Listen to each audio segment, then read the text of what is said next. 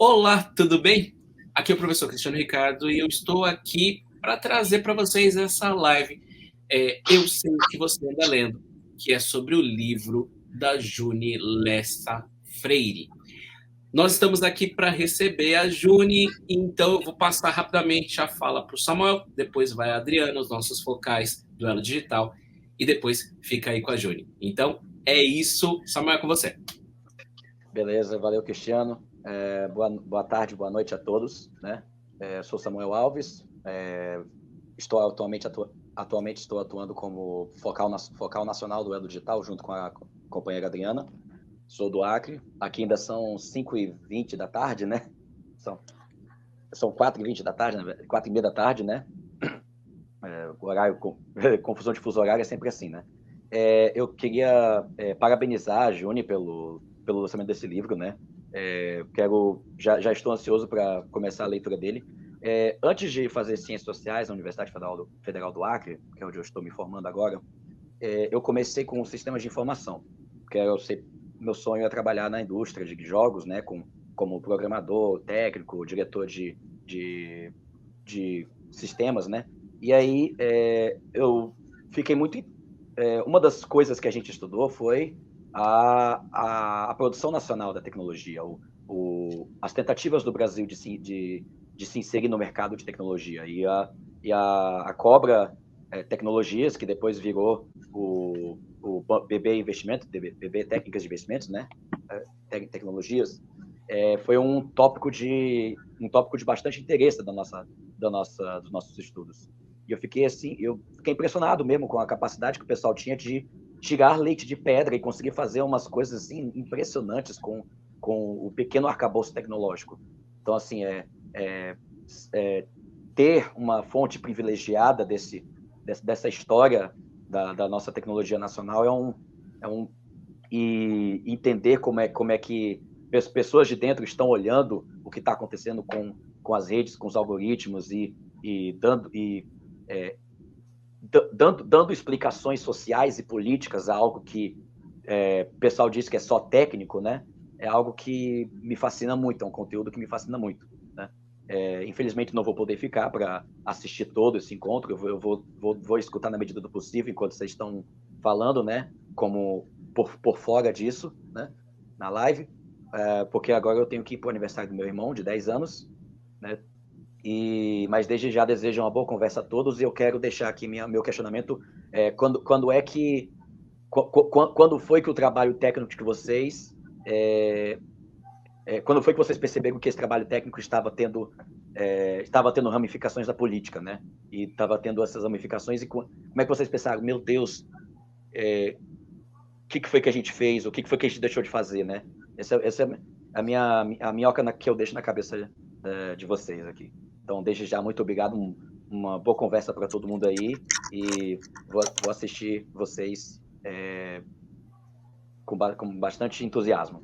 Valeu, pessoal.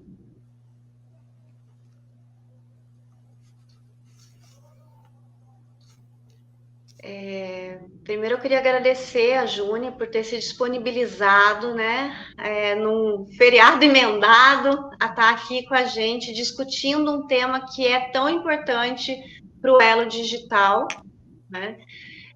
Nessa história que ela tem, né, com a Cobra, que é uma empresa nacional, que tinha, né, todo um desenvolvimento de tecnologia para a gente sair um pouco dessa dependência, que é o que a gente prega até hoje, entender por que isso não foi, né, para frente, quais foram os entraves, mas falar principalmente do ponto de vista do digital, conhecer esse livro. Para mim, ele vai ser um marco. Eu também estou ansiosa para ler, para a gente entender que o papel dos algoritmos na nossa vida, porque só o conhecimento liberta, né?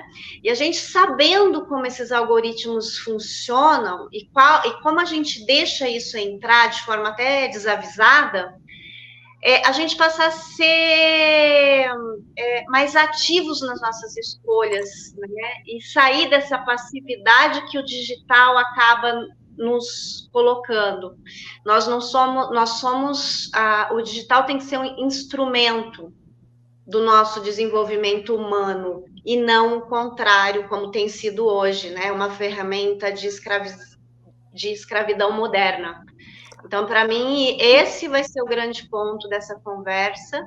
E eu estou ansiosíssima e eu queria apresentar para vocês a June e queria que ela falasse um pouquinho desse lançamento, né? Que a gente vai estar ajudando, vai estar trabalhando para divulgar junto o tempo inteiro, porque é muito bom ter uma pessoa desse gabarito nas nossas fileiras, minha companheira de Elo Mulheres, e agora aqui, né, no Elo Digital, nos dando essa canja. June, com você.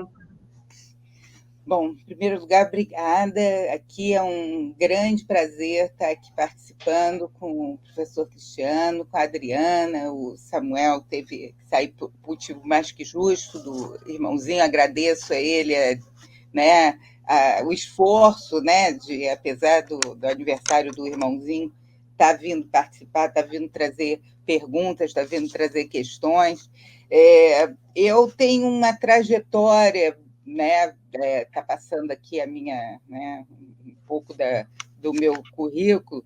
Eu tenho uma trajetória muito assim variada, porque é algo assim que para mim o conhecimento nunca teve fronteira, né? E olha que eu estudei, né? Eu cresci na ditadura militar, eu estudei numa escola que os professores todos eram militares. Não era escola militar, porque a escola militar, nessa época, mulher era proibido, né? Então, mas os meus professores eram coronéis, major, entendeu? E era tudo muito compartimentalizado. E eu saía fazendo, misturando tudo, né? Fazendo altas conexões de tudo com todo. Então, para mim, e eu sempre gostei de todas as matérias, inclusive educação física. Nunca tive uma matéria na escola que eu não gostasse, e porque eu via tudo assim misturado, e assim acabou sendo a minha vida acadêmica, a minha vida de estudos, né? Eu sou da área de artes também, né? De desenho, música, componho. Então, eu cantei no coral do Conservatório Brasileiro de Música por mais de 10 anos, e quando eu tinha 15 anos, né, eu estava no ensino médio, e meu irmão fazia engenharia na UFRJ, e ele falou assim: Júnior, vai abrir uma turma lá de programação Fortran.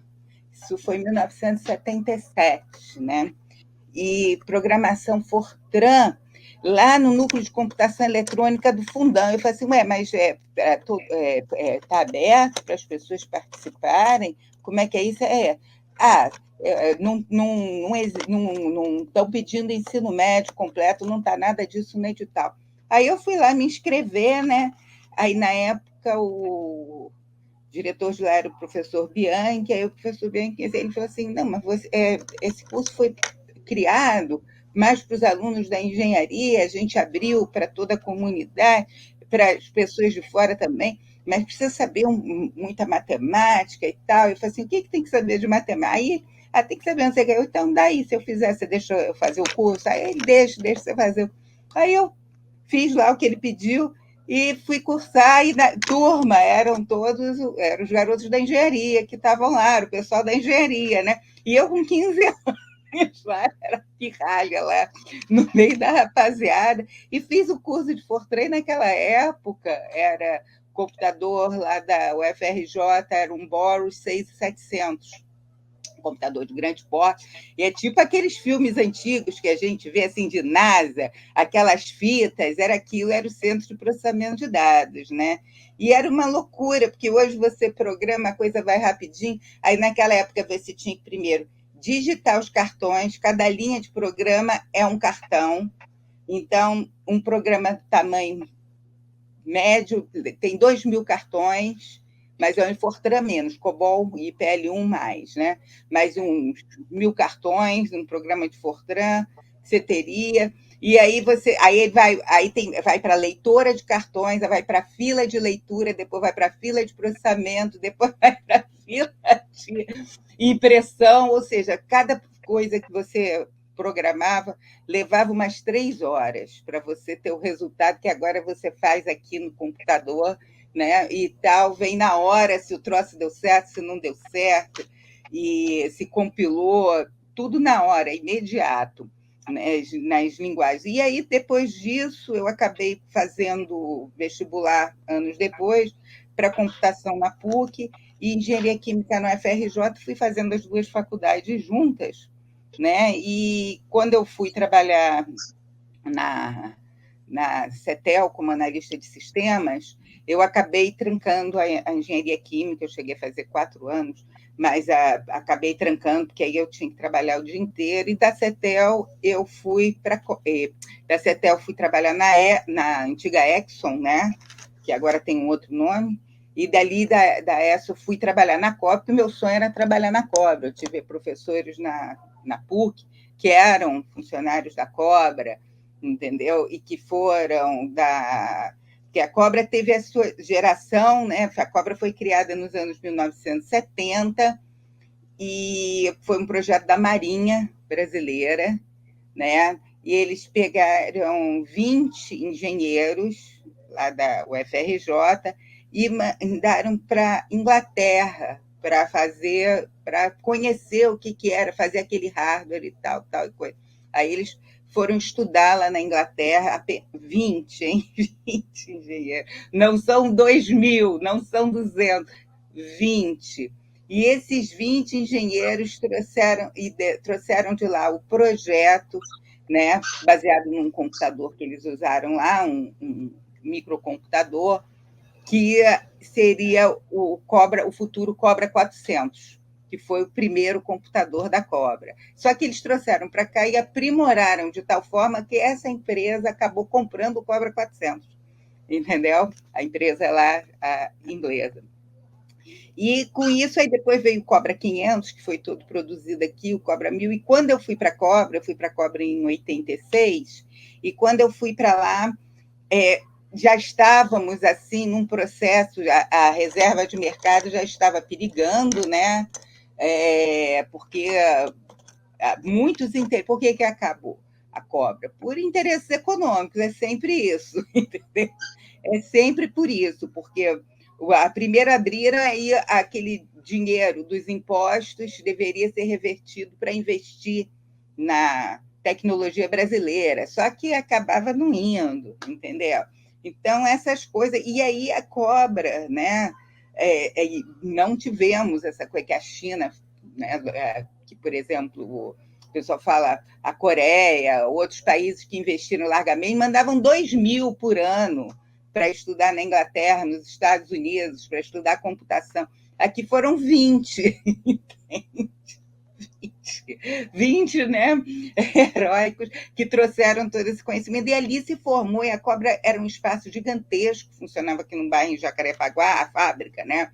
E era sensacional ver aqueles computadores sendo montados e tal, aquela fábrica toda, e ali funcionava ali na fábrica. Então começou a desenvolver aplicativos para o Cobra 500, para o Cobra 1000. Eu, quando fui para a Cobra, eu fui exatamente para dar suporte, né, para as empresas que queriam desenvolver aplicativos para o Cobra 1000, entendeu? Isso era um serviço que a Cobra fornecia a essas empresas, que era exatamente para não criarem aplicativos ruins, né, que degradasse a máquina. E a Cobra, o Banco do Brasil já era um dos acionistas da Cobra, entendeu? O Banco do Brasil era um dos acionistas, o Serpro também. Então, tinha um conselho, né, a Cobra, que funcionava, a Cobra, que tinha várias, né, era uma estatal, né? Então, tinha um conselho que funcionava.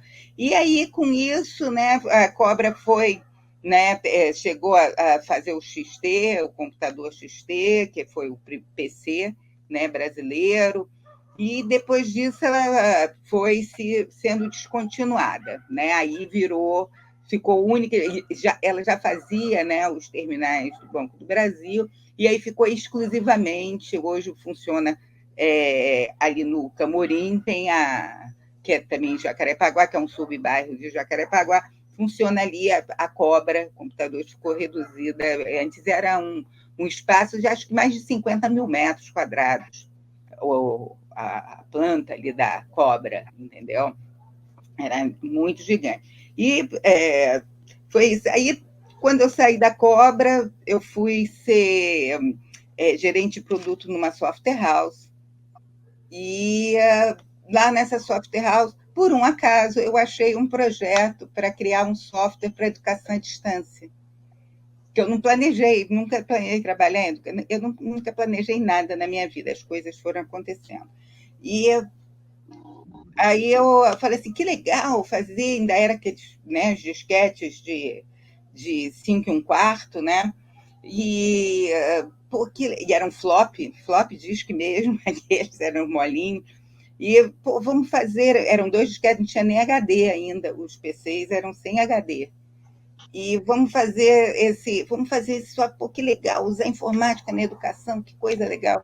E aí eu fui estudar uma porção de coisa de educação, de psicologia da educação, para embasar aquele software, e com isso nasceu o Sistema de Autoria Brasileiro, que foi o primeiro software de educação à distância do Brasil, ganhou um prêmio, na época tinha um projeto do MEC, que era o PRONINF, que era para desenvolvimento de softwares educacionais, em 1988 ganhou esse prêmio lá do MEC. E aí, depois disso, eu fui fazer uma pós-graduação de informática na educação e emendei num mestrado em educação, e aí eu brinco que eu virei casaca. E aí fui trabalhar com educação, com tecnologia educacional, implantei informática educacional em várias escolas do Rio de Janeiro, formei muito professor, né? E aí, depois, nos anos 2000, eu criei um curso de pedagogia no Centro Universitário São José, aqui no Rio de Janeiro, que é lá no bairro chamado Realengo, aqui no Rio, e foi, né, na época, foi um curso assim, que todas as disciplinas eram integradas, entendeu? Integradas, e por conta disso ganhou conceituado MEC, porque era por conta dessa questão inusitada de você fazer as conexões entre as disciplinas, de ser todo um currículo todo integrado, né? E fiquei lá, depois aí criei um núcleo de educação à distância no Senai CETICT, que é o Senai da área têxtil, criei trocentos cursos da área têxtil, muito curso lá, nos anos que eu fiquei lá, e quando foi em 2018, eu havia quebrado a perna, eu falei assim, que coisa, né? Estava de licença, operei a perna, né? Aí eu falei assim, poxa vida, né? Sempre quis estudar linguística, que minha área é a área de aprendizagem humana. E a linguagem, ela é o veículo pelo qual nós humanos aprendemos, né? É a linguagem. Então, eu falei assim, pô, né, há vários anos eu quero estudar, chegou a hora. Aí fui fazer Enem e passei para letras aqui na Unirio, que é a Universidade Federal do Estado do Rio de Janeiro, né? E na disciplina lá de materialidade do texto, sobre as implicações da materialidade do texto, que toda a história do livro, como o livro se constitui, com a história do, por exemplo, o livro, cara, esse livro que a gente conhece, ele é chamado, tá aqui o meu livrinho, ele é chamado de códice, nesse formato. Ele não era assim. Ele era um rolo. Então você tinha que ler sequencialmente, você não tinha acesso às páginas, né?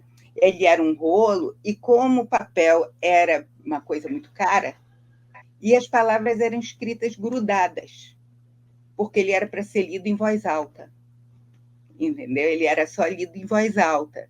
E aí, quando, né, decidiram dividir o livro, e isso foi um papel assim muito grande do cristianismo, que foi exatamente para a Bíblia, porque a Bíblia ela é toda cheia de referências e você tem acesso direto àqueles, né, as passagens da Bíblia. Então, a Igreja Católica foi uma grande disseminadora desse formato do livro. Os próprios mosteiros começaram a fazer isso, né? Que era exatamente para facilitar o acesso à Bíblia. E começaram a fazer isso, e com um barateamento do papel, começaram a separar as letras, olha só, a separar as palavras, que eram todas grudadas. E isso permitiu às pessoas lerem, fazerem leitura silenciosa. E isso causou o quê? Que, a partir daí, as pessoas puderam ler mais. E mais gente pôde ler. Criou livreiros, criaram grupos, e isso tudo foi fundamental para o desenvolvimento do conhecimento da humanidade. Essa mudança na materialidade, né? Sair do rolo, né? Passar o livro, esse acesso para o livro, e a leitura silenciosa criou todas essas condições para o desenvolvimento para o desenvolvimento da inteligência humana, né? Porque foi exatamente com essa troca, né? Com essa mudança toda que foi se desenvolvendo e construindo novos conhecimentos, né? E aí me veio uma pergunta: poxa, se houve essa mudança com a criação do livro, que mudanças não estariam ocorrendo com a leitura digital? Não somente a leitura digital, é a leitura digital escolhida pelos algoritmos, porque dentro das técnicas de SEO, que muda, né?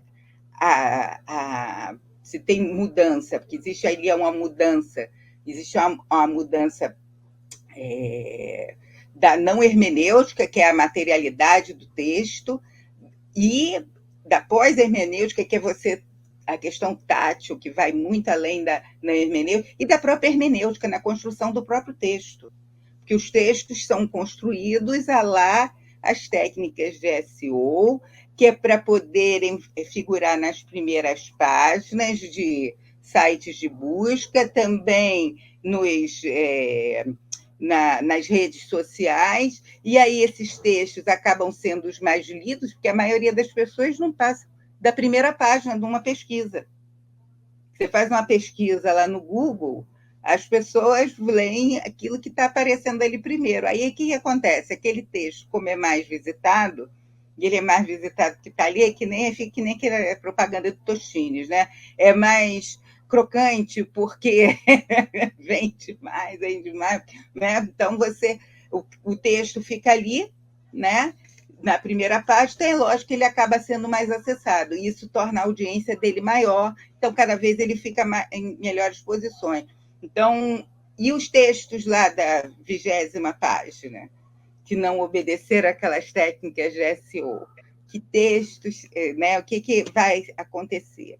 Então, eu fiz um mergulho, né, na neurociência cognitiva e na linguística, exatamente para ver esses impactos, como se dá essa construção do nosso cérebro leitor, né? Porque a leitura, diferentemente da linguagem, da fala, né, ela não é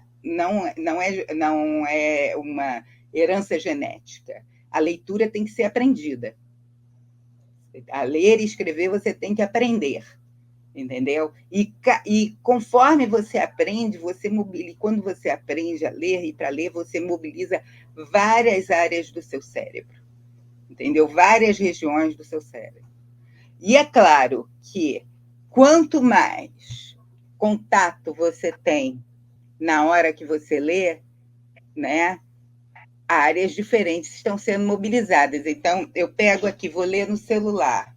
Aí vou passando aqui, fazendo assim, passando, né? Então, nessa hora eu estou segurando o celular, existe uma questão motora de eu segurando o celular, e uma outra eu fazendo assim. Mas agora, por exemplo, a diagramação, que toda a intenção, né, da materialidade do texto que foi utilizada, você modifica aqui na hora que você vai ler, o leitor está modificando aquilo, porque a diagramação que é feita dos livros são estudados que tem a ver com o conteúdo daquele livro, entendeu? Então, aí você muda tudo. E aí você pega um livro, poxa, o livro tem o peso do livro, você vira a página, tem as cores, você tem que virar as páginas do livro, tem o cheiro do livro. Então, outras áreas são mobilizadas, entendeu? E você tem, né? E sem falar que você está lendo o livro, você não é interrompido o tempo todo com notificações que te distraem e te levam para outras, e ver outras coisas, distraindo aquela atenção. Porque algumas leituras, a leitura profunda, né? Ela requer uma dedicação, entendeu? E as pessoas só conseguem conquistar essa leitura profunda lendo profundamente, não é construído no cérebro de cada um. E uma das coisas que eu chamo a atenção, que os próprios neurocientistas chamam a atenção, que o cérebro é um camaleão, né? E ele se adapta. E existe uma regra na biologia que é use or lose. O que você não usa, você perde. A gente viu isso né, toda a evolução das espécies. O que você não usa, você perde. Então, o que é isso que está acontecendo com a gente? Que áreas são essas que estão sendo? Como é que a escola, que eu também trago isso no livro, como é que a escola vai lidar com isso? Como é que os pais vão lidar com isso? Como é que nós vamos lidar com isso? Entendeu? Né? Se você parar, daqui a pouco você vai criando, né? Vai deixando. Não, isso aqui está meio complexo. Vou ler depois. Vou ler depois. Então, é a caixa do mais tarde. Mais tarde eu leio, e esse mais tarde não chega nunca, porque você é tão bombardeado com tanta coisa que você não consegue, né? Esse imediatismo aí. Então, é algo que a gente tem que começar, tem que discutir isso para ver como, né, como vamos, não é só selecionar como esses algoritmos vão funcionar, porque hoje quem diz como os algoritmos vão funcionar são os profissionais de informática e os profissionais de marketing. E os donos das empresas estão cada vez mais ricos. E tem os advogados da questão dos direitos autorais, mas o restante da sociedade é completamente passiva. Né? Somos completamente passivos e estamos indo aí. Então, eu criei esse livro com a intenção de incluir no debate pessoas da área de humanas, da área de ciências sociais, né? De ciências humanas, ciências sociais, da área médica também, incluir nesse debate. Então, trago como é que funciona para, a partir daí, que você tem ali conhecimento, fazendo as conexões, faça as conexões entre essas áreas, e mais, né? Eu quero que ele criando essas conexões para ser um livro ponte, né? E incluir no debate as pessoas, porque o que a gente vai fazer, como a gente vai cuidar dos algoritmos, como a gente vai cuidar da questão da inteligência artificial, não virá a solução de um único profissional, porque são tantas coisas envolvidas que é preciso ouvir todo mundo, diferentes áreas, diferentes pontos de vista, né? Afinal de contas, um ponto de vista é apenas a vista de um ponto, né? Então, tem muitos pontos aí a serem considerados e a gente precisa incluir todo mundo nesse debate, porque não pode continuar do jeito que está, porque hoje nós não apitamos nada do que acontece, entendeu? Não apitamos absolutamente nada. Então, a minha intenção é trazer para a academia e para a sociedade como um todo esse debate e incluir os próprios profissionais de informática, porque eles também não têm noção do que está acontecendo com eles, né? Eles estão lá operando, né? Se achando muito espertos, muito maravilhosos, né? Criando aqueles algoritmos todos, né? Uma época trabalhei com modelo matemático lá nos anos 90 para inteligência artificial. Provavelmente tem um dedinho meu aí nesse chat GPT. Tem um dedinho meu, eu tenho minha parcela aí de contribuição para isso, que vem para o bem, que a tecnologia, não existe tecnologia boa, a tecnologia depende do que você faz com ela, entendeu? Você tem um garfo você pode comer uma comida deliciosa, pode matar alguém, entendeu? O que você faz com a tecnologia depende, né, de que nós queremos, né? E esse é o X da questão. Então, nós temos que decidir conjuntamente como iremos tratar essa situação, porque isso já está acontecendo com todos nós, E não é só com quem está sendo formado hoje.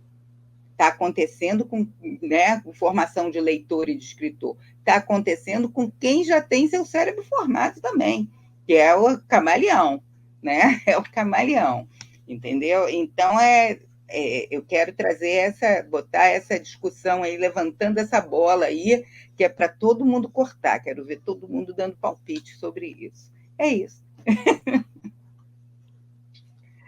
Maravilha, maravilha. Bom, então o livro, esse que está aqui, eu sei que você anda lendo com essa capinha, não é isso? Para adquirir, entrar nesse site, foca na estratégia. Estou fazendo aqui uma promoção de pré-venda de 10% de desconto e mando para o Brasil todo. O Brasil todo conseguiu uma taxa, um frete baratinho de R$ 7,85 no correio, porque era livro, não sei o quê, aí consegui. Aí eu mando para todo o Brasil, vai para tudo que é lugar, o mesmo frete, consegui esse acordo ali com os Correios para poder estar vendo esse livro e para todos os lugares e está sendo, né, difundido para todos os lugares. Tá? Chega rapidinho. Chega no máximo em 9 dias. Entendeu? Então, mas já está lá, é só entrar lá, né? Entra lá no site para ver direitinho todas as questões de pagamento, tem que mandar o endereço completo também, por favor. Se não for aparecer, ou pode comprar na pré-venda, e quem for aqui do Rio, estiver passando aqui no Rio, estiver vindo visitar a cidade maravilhosa, terei o maior prazer em encontrá-los lá no Café Lamas. O Café Lamas é o restaurante mais antigo do Rio de Janeiro. Sabia? É o bar e restaurante mais antigo da cidade do Rio de Janeiro, foi frequentado por Machado de Assis, Graça Aranha, entendeu? Foi frequentado por toda, né?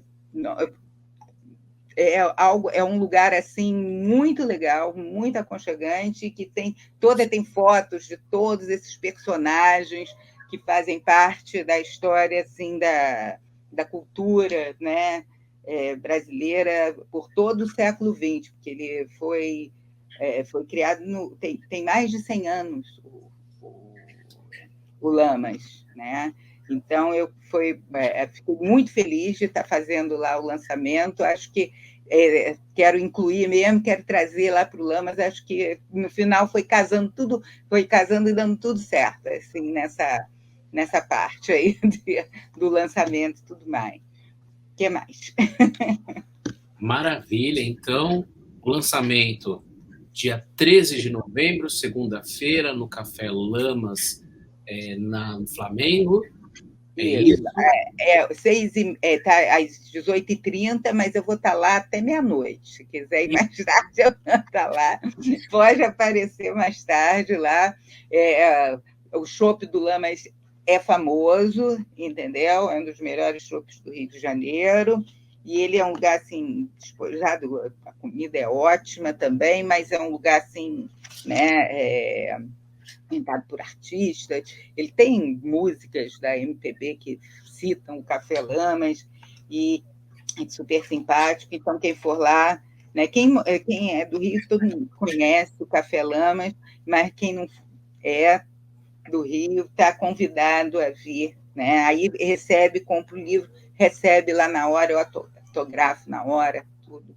E terá né? Vai me dar um abraço, eu terei o maior prazer de estar encontrando com cada um ali no Café Lamas, no dia 13.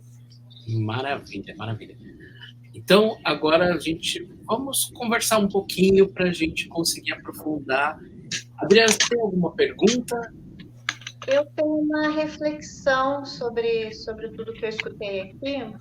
Eu entendi assim que o livro ele é um chamado à reflexão sobre diferentes, né, formas de comunicação. A materialidade do livro, né, como a gente conheceu até algum tempo atrás, ainda existe, porque eu me lembro de quando começou o computador a ficar mais acessível, se dizia que o livro acabaria. apesar de eu ser focal no elo digital, eu ainda amo o cheiro de um livro, eu ainda preciso virar uma página, para leitura ainda é o físico, né? Então, toda essa coisa sensorial, para mim, é importantíssima. Mas eu acho que vai um pouquinho além, quando a gente fala dessa reflexão com relação aos algoritmos especificamente, essa nova geração é a primeira que tem um coeficiente de inteligência menor do que a geração anterior, porque, né, o processo nosso de conhecimento humano, ele sempre veio aumentando. E aí eu me questiono muito se isso não tem a ver com as escolhas que os algoritmos fazem para a gente. Por quê? Porque eles vão nos conhecendo a tal ponto, e a gente vai permitindo isso, que eles só nos entregam aquilo que está dentro da nossa bolha. E a gente passa a não ter mais acesso a conteúdos que teoricamente não são do nosso interesse, mas são, porque fazem parte da nossa construção, né?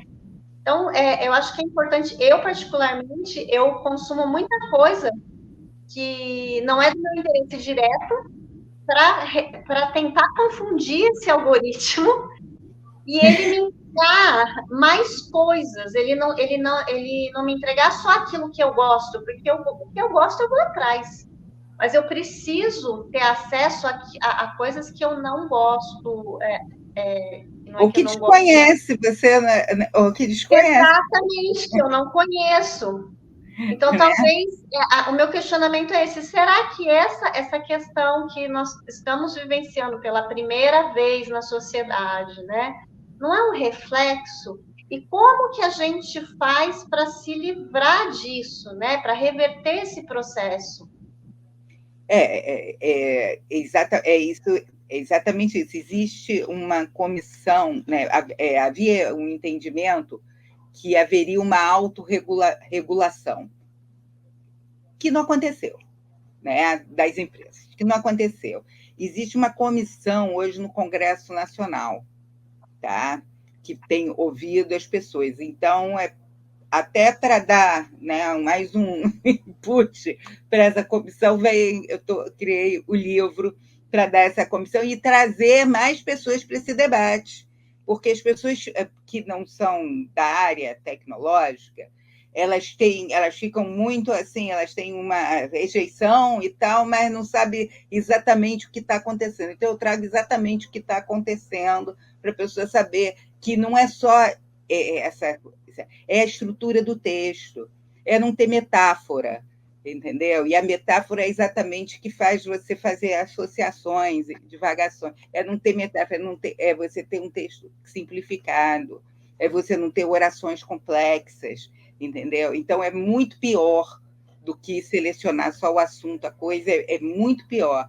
Que isso, inclusive, porque as metáforas são fundamentais para você trabalhar sua imaginação, entendeu? Então, você começa a ler só aqueles livros que têm sempre as mesmas coisas, o mesmo assunto, construído da mesma forma, entendeu? E agora com o ChatGPT você tem isso produzido em massa, o que estava sendo feito pelo pessoal de copywriter, agora o próprio ChatGPT vai fazer, que você vai botar lá e o troço vai sair escrevendo, aí vai ficar mais formatado ainda, entendeu? Mais fechado ainda aquele escopo.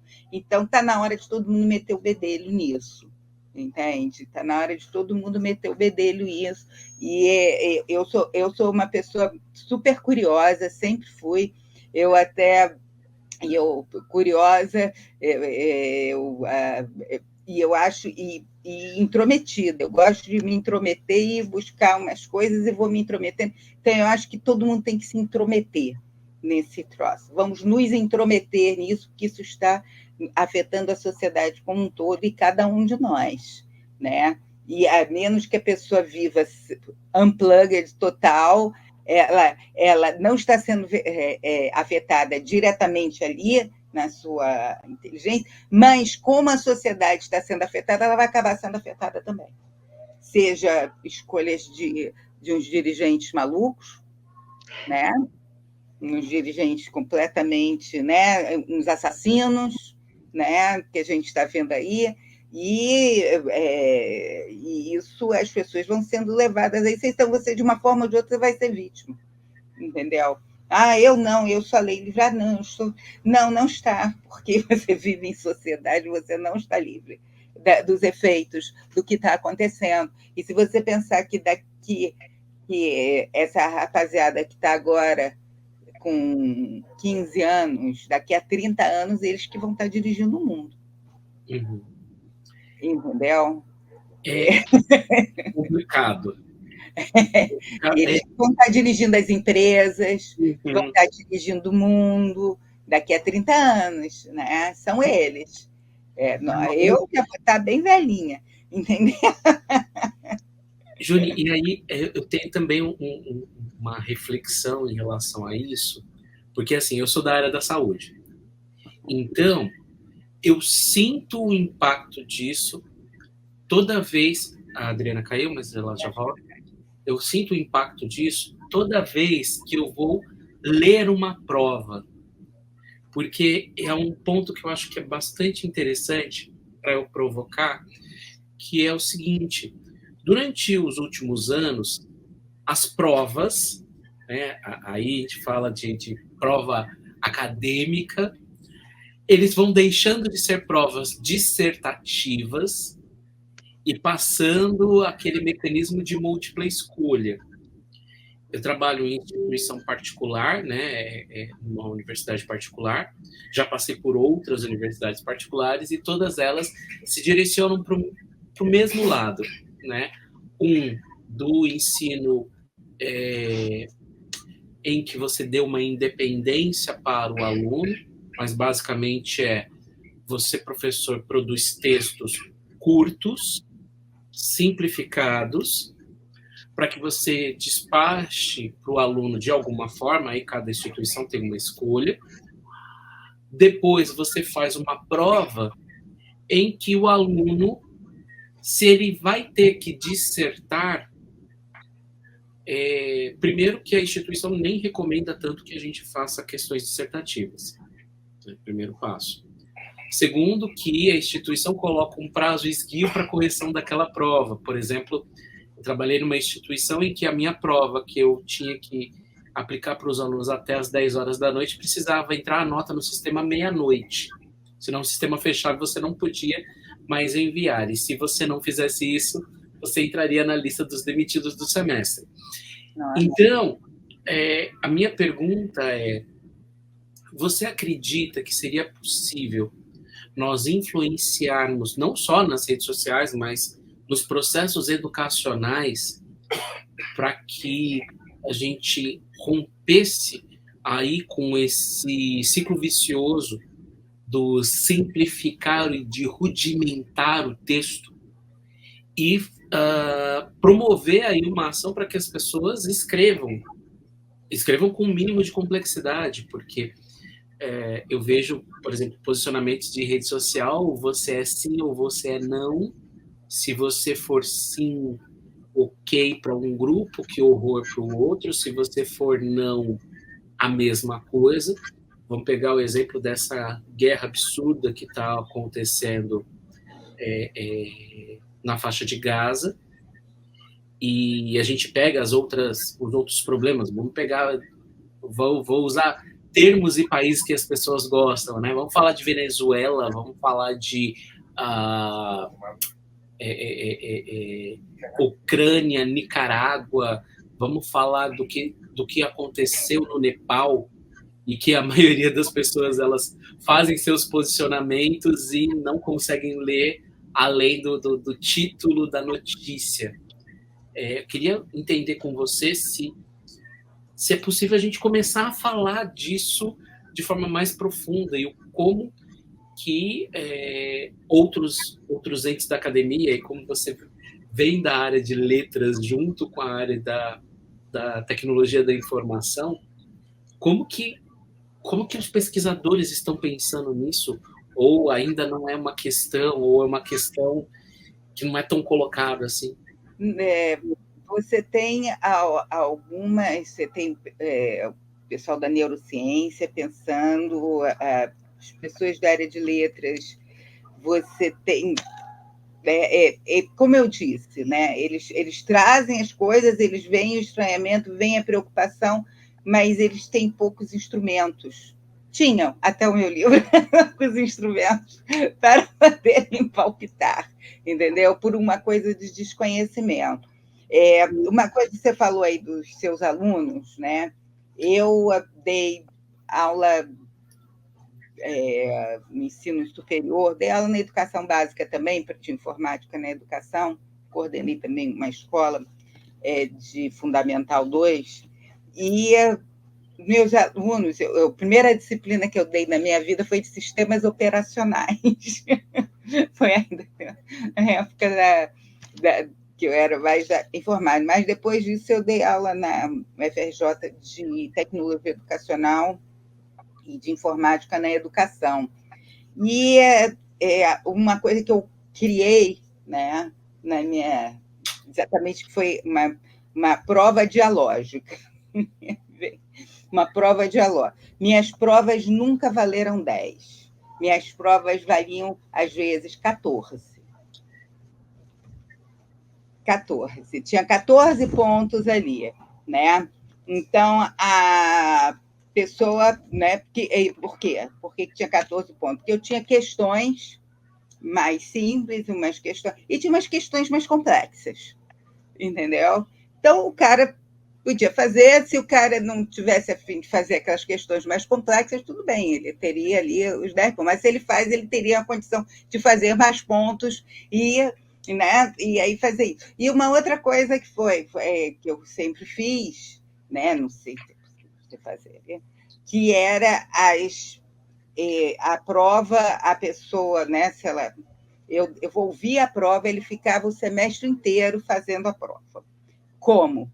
Ele devolvia aquelas questões, eu fazia perguntas sobre aquelas questões, sobre as respostas dele. E por que você achou? Por que não sei? Aí ele tinha que vir me trazendo, aí dá um trabalho cão, tá?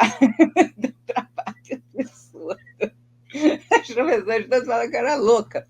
Então, mas é tão legal, porque aí você vai ajudando, vai orientando o cara na construção do conhecimento dele, entendeu? Vai orientando o aluno nessa construção. Então, eu devolvia para ele, aí eu mandava assim para ele, ele tinha que trazer em cima daquilo. Olha, e no final, até que eles conseguiam alcançar e até superar aquilo que eu esperava que eles alcançassem, entendeu? Então, durava o semestre inteiro e a nota dele mudava também, entendeu? Na prova. Ele tinha aquela nota ali, mas ele podia recuperar, melhorar a nota dele conforme ele fosse me entregando as perguntas que eu ia fazendo em cima do que ele respondia, entendeu? Então, com isso, eu ia dirigindo ele e ele ia aprofundando ali o estudo naquele tema. Entende? E dá um trabalho, mas, em compensação, o resultado é sensacional, que fora aqueles aluno que desaparece, que não faz trabalho nenhum, eu nunca reprovei ninguém na minha vida. Nunca. Tive nem sei quantos milhares de alunos na minha vida, que foram 30 anos, sei lá, dando aula, nunca reprovei nenhum aluno na minha vida. E fazia isso também com os alunos do colégio. E eles gostavam de fazer isso, de poder recuperar, de poder consertar. Porque... E é também isso, minhas provas eram discursivas, mas sempre com consulta, porque a hora de fazer a prova é um ótimo momento, horário de estudo, porque o aluno se concentra de uma forma, um momento de aprendizagem, e porque a concentração que ele bota ali na hora da prova é normalmente maior do que ele tem quando está estudando em casa, sozinho, entendeu? Ele fica ali concentrado, então você podia consultar qualquer material que fosse seu. Não podia emprestar material, né? Então, era ali, tinha que fazer aquilo ali. Então, a prova com consulta e depois podia fazer, porque os cientistas, todos os cientistas trabalham com consulta. O que você quer que o aluno trabalhe? Você pode consultar o tempo todo, você vai criar, vai escrever um artigo, você consulta, você não fica botando tudo da sua cabeça. Então, por que não permitir o aluno enriquecer aquelas respostas dele ali? Ele podia criem colas para vocês, criem resumos, façam resumos, tragam. Então, isso aí incentivava eles, inclusive, a estudar, porque eles iam fazendo os resumos para levar para a prova, entendeu? E aí, e durante o semestre todo, eu fazia esse jogo de ler, eles me traziam e tal, eu devolvia e tal, devolvi e tal, e eles tinham que me trazer, né, na semana seguinte, responder aquelas minhas indagações. E com isso eu fui dirigindo, né, dirigindo ali a aprendizagem dele. Eu não sei se é possível fazer algo assim, desse tipo, na instituição que você trabalha. Eu fazia na minha, eu era a única que fazia isso, entendeu? Mas eu fazia lá na minha. Alguns professores até começaram a fazer, mas é isso, dá trabalho, mas e faz isso, faz uma prova, não sei se poderia fazer com uma pontuação maior, com umas questões mais elaboradas, discursivas, para o cara responder. O cara que responder aquela questão vale 2, por exemplo, as outras questões valem 1. Então, ele escrevendo ali, ele tem a chance que só o ato dele escrever ali já é um outro exercício mental que ele está fazendo. Então, já aí pensa aí, sei lá, fica aí, né, uma sugestão, ter aí né, dar uma... E os alunos ficam assim, nossa, mas como assim? A prova vale 14? Como assim? Demora e eles gostam da novidade e tal, e, né, você não prejudica o outro e valoriza quem quer estudar mais, entendeu? Entendi. Eu, na instituição onde eu estou, eu consigo fazer a prova, minha prova é de múltiplas escolhas. Ou seja, eu coloco, por exemplo, 18 questões e o aluno só responde 10. Então, ele cancela as questões que ele considera que ele não sabe. E aí eu mapeio essas questões que eles não responderam para conversar com eles no dia da revisão. Só que assim, eu não consegui ainda ter a seu modo angelical de não reprovar ninguém. Não, mas não, eu sou muito severa, super severa. É porque o cara pegou e fez o trabalho. Não, eu entendo, eu só tô brincando. Não, né, nossa, eu sou exigente pra cacete, sou exigente comigo, exigente com os outros. Muito, muito, muito, não tem bondade aí, não tem nem um pouco de bondade. O que tem é pegar e ficar ali cobrando do cara, e o cara fazendo, o cara trabalhando, né?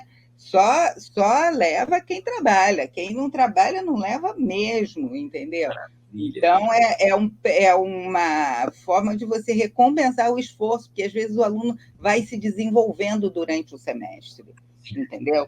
Ele vai se desenvolvendo, ainda mais se ele for jovem, ele vai se desenvolvendo durante o semestre. Então, ele tem né? Tem essa possibilidade aí de estar fazendo essa. Você pode pegar, não cabe nessas provas de múltipla escolha um justifique para as respostas, já justifique sua resposta. Uhum. Eu sou o rei do justifique. Justifique a resposta.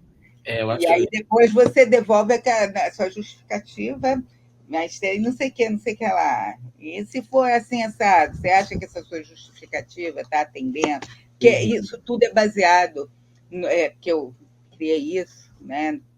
Eu adaptei isso do método clínico de Piaget.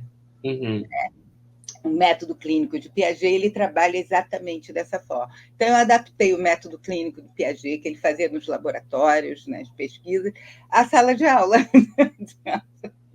Exatamente, que é a maiêutica, né? É uma maiêutica, só que é uma maiêutica ali por escrito, então bota o cara para refletir sobre como é que ele pensa, por que ele pensa daquele jeito, por que ele escolheu aquilo, que é exatamente para fazer, né, o cérebro dele, né? E que quando você faz essas perguntas, né, que é a base do método, o aluno entra em desequilíbrio cognitivo. Ele entra em desequilíbrio cognitivo e, a partir daí, ele vai precisar, né, desenvolver outras estruturas cognitivas para poder dar conta daquele problema que ele precisa resolver. Então, era isso. Eu provoco o tempo todo, né? E o livro, por exemplo, é cheio de provocações, as pessoas vão ficar né? Eu me assim, lendo, cheia de questões para pensar, e é isso mesmo, né? Já dei assim um spoiler. Minha metodologia, já mandei um spoiler aí, que vão ter, são várias questões que eu levanto para trazer para, né, para as pessoas começarem a se questionar e, com isso, criar estrutura para estar entrando nesse debate. Maravilha. Maravilha. Adriana, mais alguma questão? Não, Cris, para mim tá encerrado o debate, a gente já está com quase 1 hora, né, de conversa. Eu queria agradecer muito a Júnia por estar aqui com a gente. Convidar as pessoas, né, para estarem no lançamento do Eu Sei o que Você Anda Lendo. E também para começar essa reflexão com a Juni, com a gente do Elo Digital, trazer isso para a política de forma ampla e restrita, né? E pensar, sim, que a gente não está aqui criticando o digital, as ferramentas, o que a gente está tentando fazer é chamar para uma reflexão, né?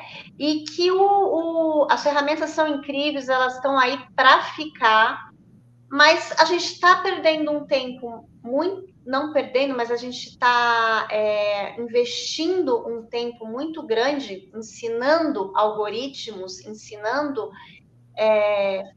ferramentas, né, para máquinas. E nós estamos esquecendo que por trás disso existe sempre um ser humano. Então, a gente falar em algoritmo, a gente falar em construção digital, pensando em trazer ganhos para a humanidade e não em substituir essa humanidade. Então, para mim, a grande lição de hoje é essa. Eu acho que eu coloco isso no livro, né? Isso é reforçado pelo neurocientista Miguel Nicoleles, que foi uma das minhas referências, né? Que o cérebro humano ele é analógico, tá? Ele é analógico, isso, ele é analógico, e o cérebro, né? O computador, ele é digital. Ele nunca vai ser igual ao humano. Agora, o perigo não é esse, as pessoas estão preocupadas, a máquina, não. O perigo é o humano virar igual ao digital. É aí que mora a questão, porque você vai, né? Você vai construindo, né, toda a sua ação, o seu pensamento naquele formato, naquele mesmo formato. Então, aí é que está a questão. Nós vimos aí, no início do ano, pessoas malucas invadindo o Congresso Nacional, invadindo, né, destruindo obras de arte, destruindo patrimônios, não só do Brasil, da humanidade, entende? E as pessoas estavam lá, assim, né? Parecia que tinham sofrido lobotomia, todas elas, lobotomizadas, entende? Então, é algo assim, não havia reflexão zero ali do que estava se fazendo. Então, é algo assim que ficaram assim realmente, né? Marionetes, né? Totalmente marionetes, agindo dessa forma. Então, e nós, né? Todo mundo sofre com isso, não são só eles, nós sofremos por conta deles, né? Então, é preciso que a gente comece a discutir, porque por trás, né, você falou, né, na ponta existem humanos e por trás dos algoritmos também existem interesses financeiros, também existem humanos, né? Então, temos que ver, né, como é que a gente vai operar isso para que esses humanos que estão lá pensando nos interesses econômicos, né, estejam também pensando na humanidade. Então, isso tudo só vai ser, né, só vai ser possível ser definido, isso tem que acontecer rápido, porque a tecnologia, né, voa todo dia, né, o tempo todo, E isso tá acontecendo, já está acontecendo, então isso tem que acontecer rápido, e por isso tem que todo mundo entrar nesse debate, entrar muito rápido nisso, cara, entendeu? Entrar muito rápido, que já está atrasado, entendeu? Já está atrasado. É para ontem, para o ano passado, é para 5 anos atrás essa discussão, entendeu? Para 5 anos atrás, que parece que só depois dos efeitos, né, do que se viu na política, que as pessoas começaram a acordar para a questão dos algoritmos. Mas não é só os efeitos da política, tem todo um efeito sobre o pensamento humano, entendeu? Não é só. A política é uma das uma das coisas que foram acarretadas por esse tilt, aí, esse defeito que está começando a dar, né, que o cérebro já não está mais funcionando com o pensamento crítico que deveria ter construído, né? Esses adultos, né, não estão não está funcionando o pensamento crítico dele, o raciocínio crítico deles não está funcionando. E será que os nossos jovens estão formando um raciocínio crítico? É uma reflexão muito importante. Eu acredito que a gente tem que voltar nesse assunto mais vezes, inclusive até já colocar aí uma provocação para que a gente possa fechar um texto do Elo Digital para isso, para que a gente possa submeter aí à frente e levar esse texto do Elo Digital. E aí, Juni, essa comissão no Congresso, entendeu? Nós temos, né, temos um deputado, mas lá no Congresso, e a gente, né, mobilizar outros parlamentares, entendeu, para essa questão, porque eu acho que é uma questão que precisa ser realmente debatido, está sendo debatido em outros lugares do mundo, mas também ainda deficitário, entendeu? De forma deficitária, porque não inclui as pessoas todas que tinham que incluir, entendeu? Uma das minhas referências, deixa eu ver se está aqui, né? A mão, porque eu tenho uma pilha de livros ali, tem outra pilha aqui, tá, gente? Deixa eu ver se ele está aqui. O livro da Baron. Está aqui. Esse livro aqui, da uma neurocientista, quero botar, ela lançou no ano passado, no final do ano passado, tá? Ela é neurocientista e linguista americana. Então, mesmo nos Estados Unidos, mesmo na Europa, em outros lugares, a coisa ainda está andando em passo de tartaruga. Entendeu?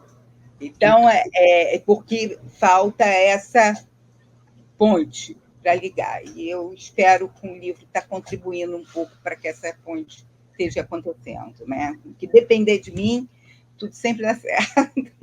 Maravilha. Vamos fazer o seguinte, Juni. Vamos criar uma articulação para entregar uma cópia deste livro. Aí me corrija se eu falar besteira, mas na minha opinião esse livro tem que estar na mão do ministro da Educação do Brasil. Acho que é uma das pessoas que precisa receber uma cópia desse livro.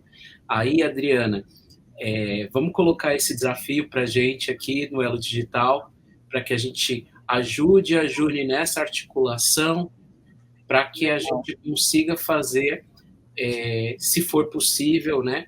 Ou a Juni entregar em mãos, ou a gente envia pelo correio, ou a gente aciona alguém que esteja em Brasília para entregar nas mãos do ministro da Educação, porque eu acho que aí seria um start, porque o que eu vejo que essas discussões às vezes não envolvem os entes que precisam estar. Então, do mesmo jeito que não somente ele, mas os presidentes das comissões de educação do Congresso. Sim, exatamente. Eu tenho pensado. É a Casa do Povo. Por isso que eu tenho pensado exatamente numa estratégia política, né, até para a gente partir aí, encerrando essa live, uma estratégia política, na minha opinião, seria entregar uma cópia para o ministro da Educação. Aí você complementou muito bem que uma cópia para cada presidente das câmaras voltadas à educação, né? Da Comissão de Educação. Da Comissão de Educação. E eu acredito que também uma cópia desse para a ministra da Saúde, porque, afinal, quando a gente fala em neurociência, a gente está falando em saúde, nós estamos falando, obviamente, no impacto geral aí, então, deveríamos ter um envolvimento de mais frentes, mas eu acho que uma ação de nós, pelo menos, colocarmos nas mãos dessas pessoas, junto com uma carta do Elo Digital, explicando os perigos em relação à saúde das pessoas, em relação à formação de uma sociedade. E, como tu mesmo colocou, Júnior, daqui a 30 anos nós vamos ter toda essa juventude que está sendo formada neste, e 100% neste... algoritmos. Formada pelos algoritmos. Exato. Então, pessoas formadas nesses algoritmos vão estar comandando o país. E num país onde vamos estar num planeta que, se não tivermos uma ação tanto de meio ambiente, de clima, de forma concreta, em crise extrema de acesso a bens como a água, imagine uma sociedade que não tivesse a capacidade de pensar complexo com falta de água. Onde a gente pode chegar? Então, acho que é algo que precisa ser feito. Bom, com certeza. Muito obrigado, Júnior, pela paciência. Imagina, eu que agradeço, adorei a companhia de vocês, eu fico feliz de ter o espaço para estar divulgando, não é nem mas divulgando todas essas preocupações, todas essas questões, que foi isso que me moveu desde o início, né? Porque eu sou movida assim por o que me dá essa disposição assim, os propósitos, são as causas, entendeu? São as causas, né? É isso que me move, seja na área que foi, no caso, nessa área aí, e é algo que eu falei assim, não, isso aí eu tenho que escrever sobre isso, e essa será a minha contribuição, escrever isso e colocar todo mundo no jogo. Então, eu quero mais que todo mundo esteja discutindo e debatendo essa situação, porque de fato, né, a situação é periclitante, entendeu? Periclitante com todos nós, e a velocidade com que ocorre só aumenta a urgência do debate, entendeu? Com certeza. Adriana? Obrigada, gente. Boa noite. E vamos continuar com essa conversa, vamos tentar agilizar, né, o máximo possível, e não só colocar nossas preocupações, como começar a propor soluções, né? Lógico que não só nós, mas em conjunto, porque a gente não pode ficar só no debate, né? A gente precisa começar a vislumbrar um caminho diferente do que a gente está vendo aí. Obrigada, Júnior, obrigada, Cristiano. Adorei estar aqui, acho que a conversa foi ótima. Estou saindo com várias perguntas aqui, né? Mas isso é bom. Eu acho que quando a gente sai com muitas certezas é porque a gente não entendeu direito a lição. Então, vamos trabalhar para responder essas perguntas e começar a traçar esse caminho.